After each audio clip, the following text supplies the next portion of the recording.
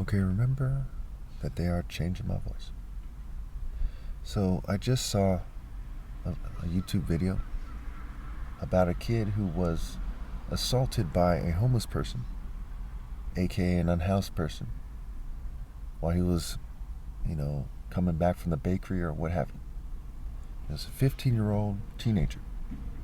And apparently the homeless person, and this was in San Jose, mind you, apparently the homeless person called him a slur, right? A slur for gays.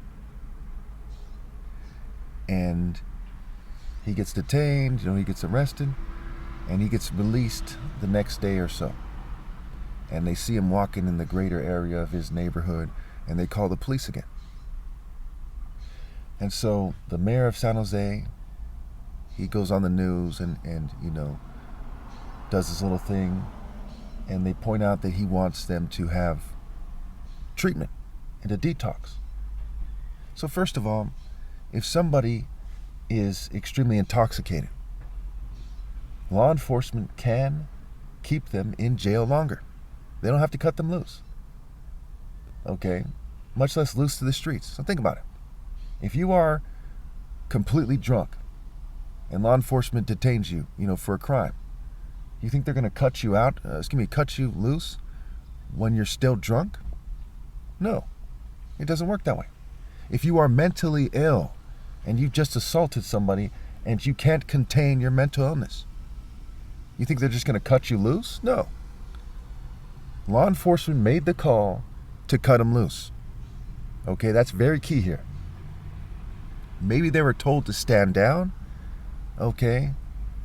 One way or another, people who run law enforcement made the call to cut him loose. It's a high-profile case, what have you. So it's stupid to cite this case to say that people should have their rights taken away and to be thrown into the psych ward every chance, the state gets. That's stupid. Keep in mind, there's 23 witnesses to people harassing me and fuming me on record. Okay? 23 witnesses. The state won't scramble to stop that, even though I'm a humanitarian son, a brain surgeon son. I mean, who is more respected in a community than a brain surgeon?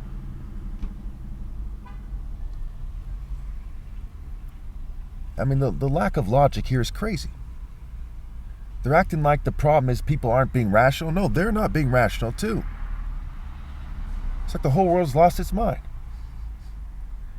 You think that if the community doesn't like somebody, they should pretend they're mentally ill and just throw them and lock them up and throw away the key? Well, so we don't know the person's story. Some people would argue, they did that because they're mentally ill. Wrong. Define mental illness correctly. Did they do that because they're schizophrenic, bipolar, schizoaffective? They're suffering from psychosis? You don't know.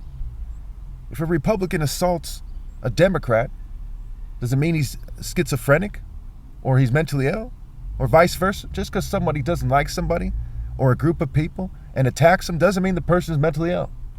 I don't approve of it. And keep in mind, if he had attacked a black person, I'd say the same thing. Hell, if he had attacked me, I'd say the same thing. And if he called me a racial slur. Because the truth sets you free. Not lying. Not taking away people's rights. Not having the courage to insist on what is actually fair and just and right, but the truth sets you free. Righteousness sets you free. Thank you.